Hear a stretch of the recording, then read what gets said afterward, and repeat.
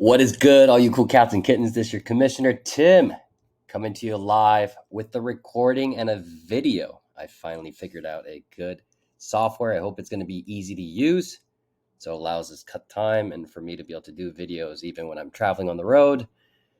Here's a recap of week 3 and power rankings heading into week 4, boys. Hope you guys all had a good week. It is post week 3 and we've still got 3 undefeated teams, but now just down to 2 winless teams for the season.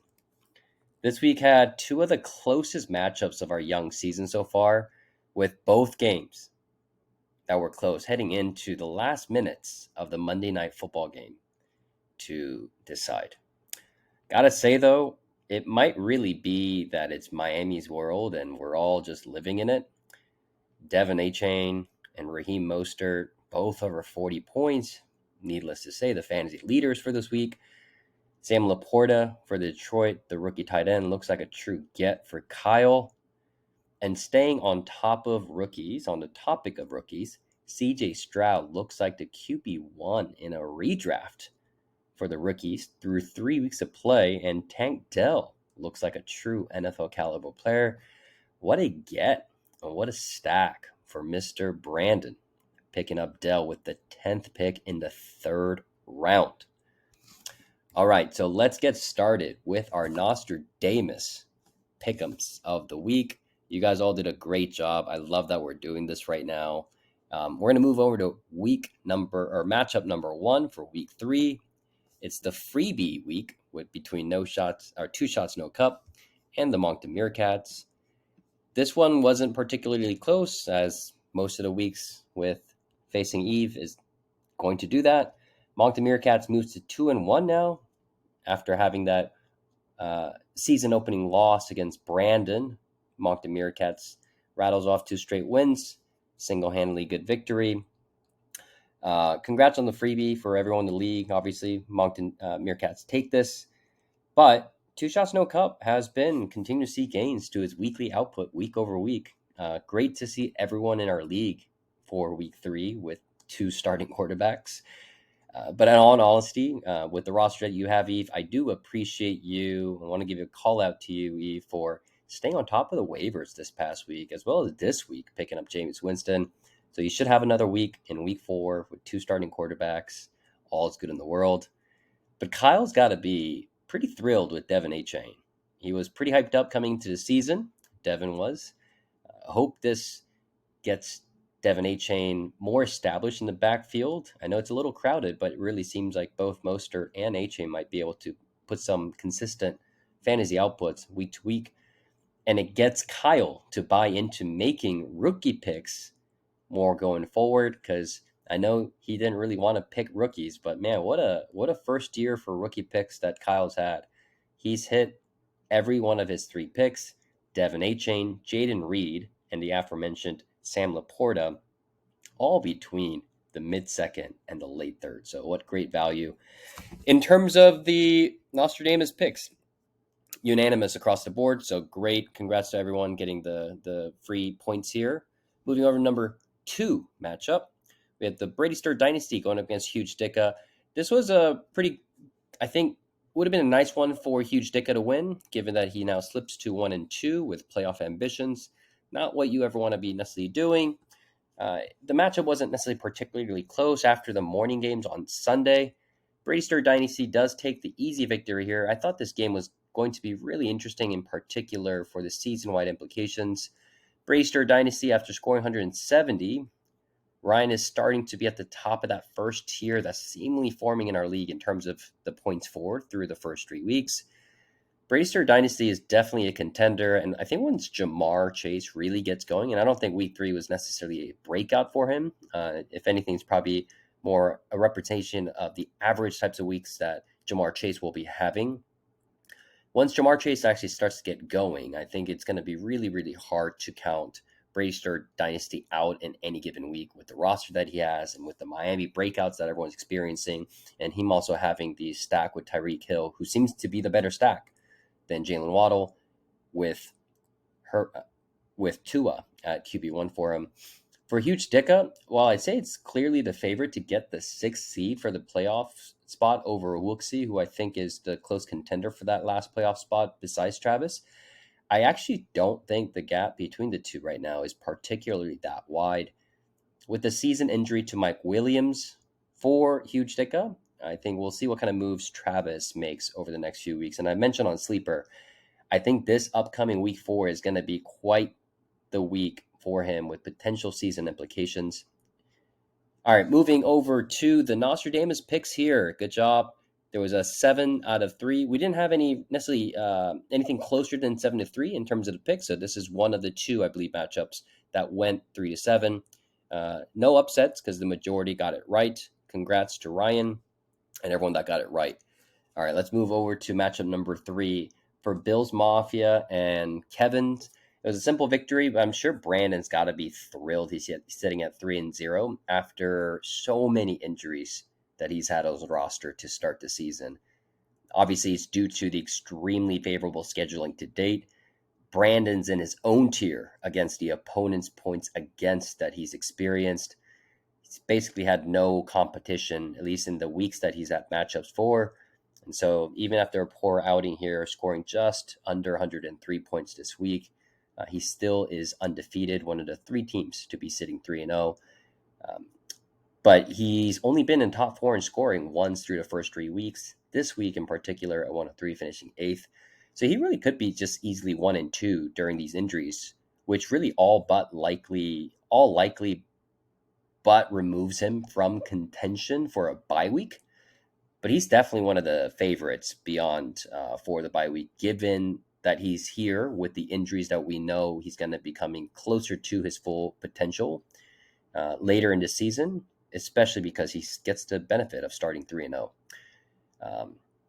But Brandon, once he's at close to full health, once the harder schedules to come, I think that's going to work out pretty nicely for him. For Kevin, I think it's going to be tough for him to score when Anthony Richardson isn't playing. Obviously, in week 2, concussion protocols, he goes out. But I do think this matchup actually would have been really close had Anthony Richardson actually played. So, anyways, Kevin moves down after experiencing that season opener win. He now moves 2 down in a row. In terms of Nostradamus picks, it was unanimous without the self picks here. All right, and moving over to game number 4, this to me was probably the most thrilling matchup in the league for week 3. It came down to the last 3 minutes of the Monday Night Football game. And once Puka got that last reception, that's what he needed for Wooksy to really secure his first victory of the season, to go 1-2, beating Mr. Ambassador. That Tua grab by Wooksy might be one of those moves that next year we realize how much an accelerant that played in. Him getting the Tua from trade with Eve, and how much of that accelerant actually probably played into getting Wooksy into a competitive timeline. I do think Wooksy is going to be a competitor for playoffs next year and deep into the playoffs. And having a Tua, who's probably a bona fide top 6, top 7, top 8 dynasty quarterback now with the way that he's playing, what a get for him. And I also can't help but think that Wooksy would be a true playoff contender for that 6th seed in this season had Aaron Rodgers been healthy.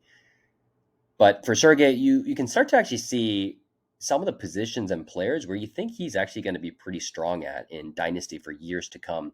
Those pieces are starting to materialize for him. I really like Zay Flowers. He's going as wide receiver 1 off rookie redrafts right now at the moment, ahead of Jordan Addison and Quentin Johnson. And I'm just going to make the call right now that I think Rashee Rice finishes this season as Kansas City's wide receiver number 1. Sergey could also have had a massive week had he not been stopped, or Rashee Rice, could have also had a massive week had he not been stopped at the goal line twice, I believe, against the Bears. Obviously, I saw that game every single snap because I'm obviously concerned out of my ass for Justin Fields. Jordan Love also looks like a solid piece for Sergey long term. With his running ability, Jordan Love, I think he's actually going to have many top 10 quarterback seasons for years to come. All right, in terms of the Nostradamus picks, I'm surprised this matchup was only 3-7, but technically no upsets here as the majority picked the correct winner, which was Brad. Brad, congrats on your first win. What a thrilling victory for you. Move up to 1-2. You got an easy matchup coming this week in week 4. Going to 2-2. Who knows what happens? All right, moving over to last week's Commissioner Game of the Week pick. It certainly did not disappoint. Trust the process against Full Jerry. High stakes on the line with the chance for Full Jerry to move into a 2-1 had he pulled off the victory, and trust the process needing to win to stay in contention for a bye week. Both teams certainly gave their best. Whoever lost in this matchup, after seeing through some of the late Monday afternoon games, you knew they were going to be frustrated regardless of who ended up losing, because the loser was probably going to be losing a matchup, scoring at least top 2, top 3 type of an outing. And unfortunately for John and Full Jerry, that's what happened. He unfortunately picks up his second loss of the season after scoring the third high in points in the week. Really, after the Sunday morning games, it looked pretty much in hand for my team, but the afternoon games and the evening games got this one pretty tight. Here's a fun, crazy stat of the week. This matchup between Trust the Process and Full Jerry actually had 4 of the top 5 overall fantasy scorers, with Full Jerry himself having 3. And between Raheem Mostert, Devontae Adams, and Justin Herbert, those 3 scored 107 points. That is 65 points over projections, all happening in the last 2 games of Sunday. So that's what basically got it close. And you'll see this really reflected in the power rankings, but I really, really like Full Jerry's team. I do think he's a true, consistent Trevor Lawrence and just one more high-end skill player away from a true contender favorite tier type of power ranking system. And that skill position player could actually come from the bench that he has in players like Javonte Williams, Najee Harris, even Gus Edwards. And obviously Cooper Kupp is slated to come back in week 5.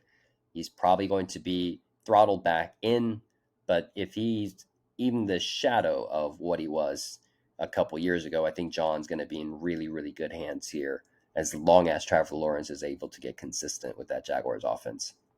As for me, I'm still very, very worried about Justin Fields, and I am definitely emotionally feeling still the vulnerabilities experienced in week 1. But I think if Kyler Murray comes back this season to play, and I end up getting a healthy Jonathan Taylor and Breece Hall throughout the season, this team looks to be, thankfully, an incredibly strong roster, better than I thought. Zach Moss, DeAndre Swift, and old man Keenan Allen really, really having a great time through the first 3 weeks have been my saving grace so far, with the injuries and the poor performance to Justin Fields. As for Nostradamus picks, no upsets here either, although I was really surprised of the unanimous pick for Trusted Process outside the self picks heading into this week. Personally, if this wasn't my team and I was just picking for the same roster, I probably would have picked Full Jerry's roster over the roster for me. All right, so that does it for all the Nostradamus picks. Here's the tally so far. Congrats to the 4 perfect pickers last week: Ryan, Kyle, Brad, myself as well. Here's the leaderboard through week 3. Ryan is a perfect 15 of 15, further supporting the evidence that he's in fact a robot. And Brad is a perfect 10 for 10 in the weeks that he's played, because he missed the first week alongside Kevin. Now, the link for week 4 pick'ems is live now. Obviously, it's going to close at the kickoff time of Thursday Night Football. Like I said last week, I will not be reminding everyone about the pick'ems. You're just going to have to put it in and just remember it, get in a habit. I'm pinning the links every single week, so you'll be able to go through the pin messages and just click the latest link to get you there. All right, so I said that this is a new software that I'm using that allows me to cut down the editing times. So I'm probably not going to be editing anything necessarily, just doing a one take, so I can do this while I'm out. But that said, that's what it's allowing us to probably move into actually releasing the power rankings heading into week 4. Simple format. Mind you, there's not going to be much recording or editing software I can do, so I'm limited with what I can do here. But week 4 power rankings, here it is. No surprise. Starting at number 10, we got 2 shots, no cup. Sitting pretty bad. Dead last in points for and dead last in max points. And at 9, I got Sergey. No movements here so far. He's sitting 9th and 9th, respectively, on points for and max point for. The third column here, is actually the points against. So you'll see what that reflects in terms of there might be teams like Brandon's, and you'll see his points against, where you're sitting 3-0 solely because of, or a lot of the factors deciding because the competitions that he's faced, and that's always going to reflect the power rankings distance for me, as well as the points for and the max points for as well. So it's a very subjective look, opinionated look at the power rankings for me. And then we start to have our first movement of the week at number 8. I've got Kevin moving up a spot to number 1, or I think moving actually down a spot to number 8 from last week, if I'm not mistaken.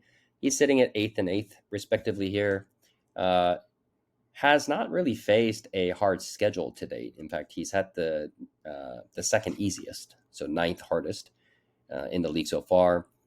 Obviously, it's an expansion team, but you just got to take the wins that you can get, which is that I think he's got a great one between Anthony Richardson and Jordan Addison, which were his rookie picks this year.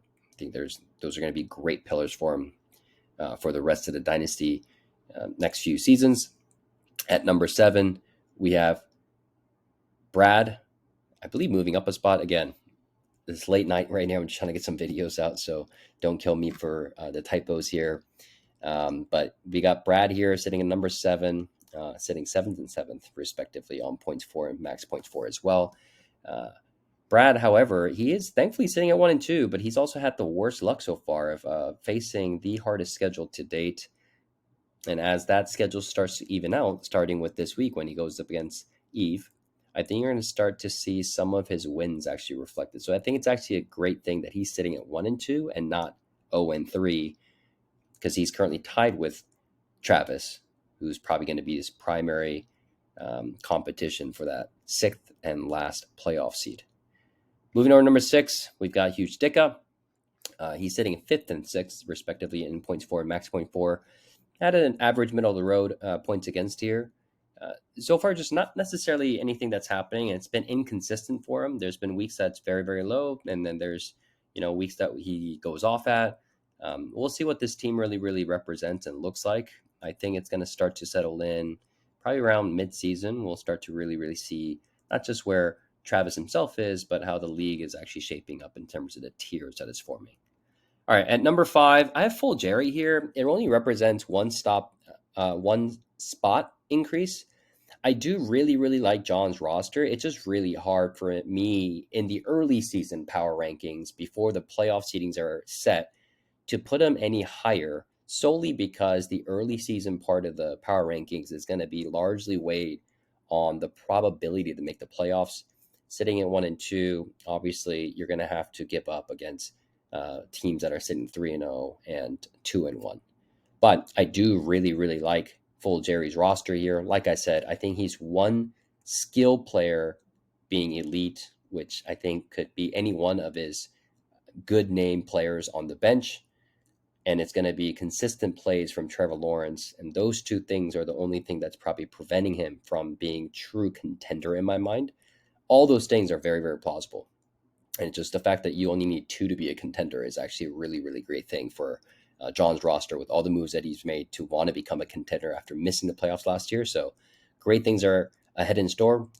Unfortunately, the record doesn't reflect that, but I do have hope for this roster that his continuous climb on the power rankings is going to be happening for the rest of the season with the roster and the power that they've shown. All right, at number 4, we have the big drop of the week in Bills Mafia. He just had a really bad week in week 3. It's going to be hard for me to drop him further for 2 reasons. We all know that Brandon's output right now is just held together with duct tape and Band-Aids just because of all the injuries that he's experienced. Some of those players are going to be coming back. Obviously, the big names like Nick Chubb are going to be completely out for the season. And J.K. Dobbins early on that he's missed, but there's going to be more health and players, and especially if the Jets quarterback situation ever changes, that's going to be a very big boon for Garrett Wilson, and also a good piece of Bills Mafia's skill set, or in terms of the power set that he has at the skill positions. But Bills Mafia obviously has got to be, like I said, thrilled that he's sitting 3-0 with this such a mediocre start relative to the power of the roster that he has. But he's sitting at the 4th spot, even though I believe pound for pound, if you put full Jerry and Bills Mafia against each other for the next 5 weeks with the same roster that exists today, I believe full Jerry will win that series 9 times out of 10. But the records at 3-0, you're basically almost locking yourself into the playoffs at this point. Plus, he's going to get stronger here. All right. Moving on to number 3, got Moncton Meerkats moving up the spot. Certainly a contender, as he was last year as well. Top 3, look at his points for. Sitting 3rd, 421. This is where you start to really start to see some gaps forming. Max points for, 571. Obviously, not only was he, I believe, number 1 heading into week 3, but now heading into week 4, he's number 1. It's widened because of Devin Achane that was sitting on his bench. So I'm sure Devin Achane will make it onto the starting roster soon, and hopefully we're going to be able to see flashes like that in many more weeks this season. But that's where Moncton Meerkats is sitting at 2-1, sitting pretty, locking for the playoffs. Certainly a contender tier. All right, over at number 2, I've got myself. My points for is 2nd, and max points for is sitting 4th, with the middle of the road points against that I've experienced to date in the league. At number 1, we got Brady Stewart Dynasty, well deserved. He moves up a spot from last week with Bills Mafia dropping out, but Brady Stewart Dynasty is sitting at 1st. And like I said last week, I believe the gap between Brandon and the rest of the league was closing, and certainly by week 3, I felt that gap actually closing, and other teams leaping ahead of them with what we saw in terms of week 3 outputs. So here's the power rankings. We got 1 through 10. We got a new leader at the top in Brady Stewart Dynasty. This is a position that we know Ryan's been in many times. Not surprised that Ryan being on top again, and excited to sort of see what happens in week 4 for everyone. So that does it, everyone, for the recaps of week 3. Good luck in week 4. Hopefully some of the pauses in the videos you're going to be okay with. I'm used to editing these things out, but we're just going to have to do it live for the next couple of weeks while I'm traveling, or next few weeks while I'm traveling. Good luck. Enjoy Thursday Night Football. Talk to you guys on Sunday. Good luck on Monday. Get a W, boys. Peace.